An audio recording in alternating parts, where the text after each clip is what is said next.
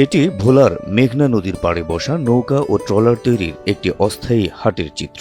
৫৮ দিনের নিষেধাজ্ঞা শেষ হলে এই নৌকাগুলো নিয়েই মাছ ধরতে নদীতে নামবেন এই অঞ্চলের জেলেরা। তাই নতুন নৌকা তৈরি করতে কারিগরদের এ ব্যস্ততা। মেঘনা ও তেঁতুলিয়া নদী বেষ্টিত দ্বীপ জেলা ভোলার সর্বদক্ষিণে বঙ্গোপসাগর। নদী বেষ্টিত অঞ্চল হওয়ায় এই অঞ্চলে প্রায় ২.৫ লাখ জেলের বাস। বর্তমানে সাগরে মাছ ধরার উপর ৫৮ দিনের নিষেধাজ্ঞা থাকায় অবসর সময়টায় পুরনো জাল আর নৌকা ঠিকঠাক করে নিচ্ছেন জেলেরা। কেউ কেউ আবার মাছ ধরতে নতুন করে বানিয়ে নিচ্ছেন নিজেদের নৌকা ও ট্রলার। আমরা এই ট্রলার তৈরি করি, আমরা তলায় দিই চাম্বুল কাঠ, এতে সাগরে যায় যেন নোনা পানিয়ে আক্রমণ কম করতে পারে, এমনকি দমায় লাহারে এটা লাস্টিং ভালো করে। আর বাঁকা গোসা এগুলা দিয়ে আমরা মেগুনি গাছ দেওয়া এগুলাতে প্যারাক মারলে প্যারাক ধরে রায় ভালোভাবে, এমনকি লাস্টিং ভালো করে। আর এর একটা বোট তৈরি করতে ৪৫ দিন সময় লাগে আমাদের। এই পুরানটা হারাই দিয়ে নতুন করতে আছে ১০-১২ লাখ টাকা খরচ হয়ে যায়। বান্ডেল থাকলে প্রতি সেনমানিতে টাকা বাঁচবে।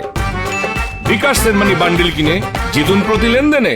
এবছর বাংলাদেশ সরকার ভারতের সঙ্গে মিল রেখে সাগরে মাছ ধরার উপর নিষেধাজ্ঞা দিয়েছে। এতে বেশ খুশি জেলেরা। তাদের আশা এবার সাগরে মাছ পাওয়া যাবে অন্যবারের চেয়ে অনেক বেশি। তবে মৎস্য আহরণে নিষেধাজ্ঞার সুফল পেতে নিষিদ্ধ জাল বন্ধ করা উচিত বলে মন্তব্য আড়তদারদের। ভারত যদি অবরোধ না থাকতো তাহলে হেরা মাছ ধরে লয়ে যেত আমাদের গাঙ্গের তো নেয়া, কিন্তু আমরা ধরতে পারতাম না। এখন যখন একসাথে অবরোধ দিয়েছে তাহলে আমাদের লিগও ভালো হয়েছে। ইলিশা থেকে চাঁদপুরের নামার দিকে এদিকে কিন্তু অনেক ফাইজাল পায়, পাইজাল আপসা জাল বিভিন্ন জালই এটা বলা হয়। কিন্তু এগুলি যতদিন মতো সরকার ওদিকে বন্ধ না করবো ততদিন মতো কিন্তু এই আপনার ইলিশের এই যে বড়া মৌসুমে যে ইলিশটা কম হয় কেন, তারা মনে করেন এই রেনুটা মারিয়া ফেলায়। এই রেনুটা মারার কারণে দিন দিন ইলিশ কিন্তু আপনার একেবারে শেষ হয়ে যেতে আছে। এদিকে অবরোধের সময় জেলেদের জন্য অনুদান সঠিকভাবে বন্টন না হয়ে বিভিন্ন রাজনৈতিক নেতাকর্মীদের পকেটে চলে যাওয়ার অভিযোগ মাছ ব্যবসায়ী সমিতির। বিষয়টিতে দৃষ্টি দিতে সরকারের প্রতি জোর দাবি জানান তারা। ইন্ডিয়ার সাথে যে অবরোধটা ছিল, আমাদের দেশে অবরোধ চলতো কিন্তু ইন্ডিয়া খোলা থাকতো, কিন্তু আমাদের দেশে অবরোধ চলতো ইন্ডিয়ারা কেতো, ইন্ডিয়া খোলা থাকার কারণে ওরা আমাদের দেশ আমাদের নদীতে ঢুকে মাছ ধরে নিয়ে যেত। এটা আমাদের জেলেরা অনেক কিছু আন্দোলন করছে, কিন্তু ওই যে ফ্যাসিস্ট আমলি সরকার এরা কিন্তু কোনো দিনে কোনো প্রতিরোধ করে নাই।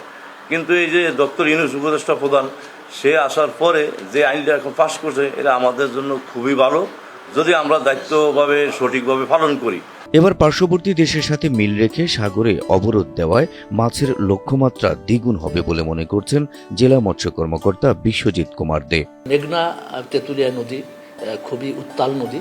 এই নদীতে আসলে এই ৫-৭ বছর যাওয়ার পরে মানুষ তাদের নৌকা হয় পরিবর্তন করে, নইলে নৌকাকে ব্যাপকভাবে সংস্কার করে। এটার একটা প্রবণতা আছে, কারণ এখানে খরস্রোতা নদী, অনেক ঝুঁকি থাকে। তো আসলে সরকার কিন্তু মৎস্যজীবীদের জন্য জীবন বীমা এবং মৎস্যজীবীদের জন্য ব্যাংক করার ইতিমধ্যে কিন্তু আমাদের মিনিস্ট্রি থেকে একটা প্রস্তাব এসেছে এবং তারা এই উদ্যোগ গ্রহণ করেছে। তো এই মৎস্য ব্যাংক এবং মৎস্য বীমা যদি হয় তাহলে কিন্তু জেলেরা এই জাল বলেন, নৌকা বলেন, পাশাপাশি মাছ আহরণের জন্য যে ইকুইপমেন্টগুলো লাগবে সেইগুলো কিন্তু তারা আরো আধুনিকায়ন করতে পারবে। ট্রলার ও নৌকা তৈরি সহ মৎস্য আহরণের সাথে জড়িত সবাইকে সরকারি সহায়তার আওতায় আনার দাবি সংশ্লিষ্টদের।